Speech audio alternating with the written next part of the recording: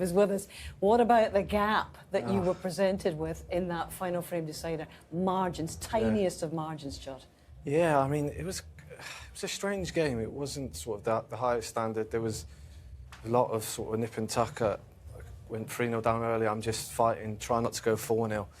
After that, I don't know. It's hard to explain. I don't really know what happened. It was kind of a very strange game out there. It was a game of very fine margins a lot of the times, and at 5-4 I just felt like I played a bad positional shot to finish pretty straight. I just felt like I had to enough screw and I'd be on something, ended up on nothing. Kyron made an unbelievable clearance, and I think he made a conscious decision in the last frame to kind of spread the balls everywhere. I felt like he could have obviously put the red back down the table and played a normal frame, but I felt like he maybe wanted that kind of frame, and he got control, got in from a good red and looked like clearing out. Carry on. The lads in commentary were saying that perhaps both of you maybe struggled with the cue ball throughout the match, but I thought it was significant that when it mattered most, all the frames are important, of course, but when it mattered the most, you had that cue ball on a string for that last sequence there to clear up to win. And that's the really bit that matters. Everything else is an aperitif to then. You had it on a string.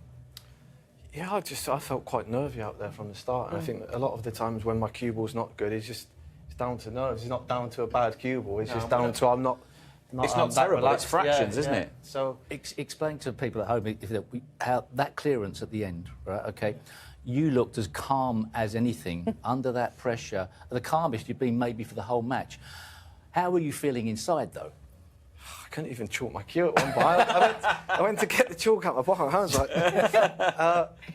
there's something I do though under pressure. There's double down a bit because I'm not as relaxed. I shorten up my backswing, and I think that helps with my position sometimes. And instead of I'm not getting through it, I just try and it's more of a stab, but it seems to make the position side like absolutely pinpoint in every shot. And there wasn't really a point in that break there where I could have missed, really, unless it was a humongous twitch. There was so a moment. precise. Apologies, Sean, I interrupted there. But there was a moment early on when Kyron was playing that last break that he made. He had a black, and he could have stayed at the top of the table. He chose to go down for all of the loose reds at the bottom, and got like very few points because of it. He looked like he got back in it when he went up the top of the table again. But I wondered if you're playing the shots in your seat as well. Would you have tried to stay at the top of the table when he played for all those loose reds? It was something we sort of picked up upon in the studio. Yeah, I think in the decider, I think everyone, well, not everyone, but there's a conscious decision just to you think to get as many points as possible. Rather, Ronnie would just be killer, just straight in and develop it, bottom of the table, clear up. I think Kyron maybe wasn't that confident, and there was quite a few times, obviously, he was run out of position.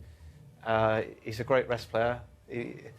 Maybe not as good as him, but he was knocking him in. But he was knocking him in, but I just felt like his cue ball wasn't that tight that I may get a chance. You know, you referenced the fact that it was a really topsy-turvy day. When you were 3-0 down, I just wonder if there was a moment where you felt, OK, I'm taking myself back 12 months here. You were down and out against Ryan Day, down and out against Barry Hawkins. But I don't know if you were able to summon the spirit of that and maybe memories that galvanise you in moments like that, or are they just sort of pushed to the one side when you're out there? Yeah, in that last break there, I was on the way home. I think it was even worse than last year. I felt that was definitely it. And yeah, Kyron just played. He had that one chance really for me, and it didn't go perfect. He took a little bit of a risk playing the red to the middle. He could have maybe played safe, but it was obviously a little bit unfortunate to leave the gap. But yeah, you've still got to take him at the end. Well, you are through. And I'm just going to say, actually, Sean, you're going to be playing Ali Carter next. And I just wonder what you want to improve as we go forward. What are the things that you would work on before that quarter-final? To be honest, my game is good. There's just sometimes when I come here, and the same last year, I'm not fully relaxed in that first round, and I kind of struggle. And you'd think now with my experience for professional for 18 years or whatever it is, you'd get over the nerves. But coming here and coming to the World Championship, coming to the UK, it's a different feeling. You just don't want to go out in the first round, I think. And I'm someone that's never been great in the first round. I've never absolutely flown in the first round. I take a while to get into it, so hopefully now I go away, put in a couple of days practice and look forward to the next game. He is pretty decent once he gets going, though. He's all right, isn't he? You know, Yeah. once he gets through the first round, he's all right. I think the thing to take away is that wonderful break at 65 to clear the match at the end. Absolutely sensational break. And we'll always remember that 58 from Karen as well, the first the decider. What an afternoon. It started inauspiciously, you've got to say, for you, but you've turned it around. Well done, Judd. Cheers, Hazel. We'll Thank see you you. in the quarterfinals. Thanks a lot. All right. Well, we're looking forward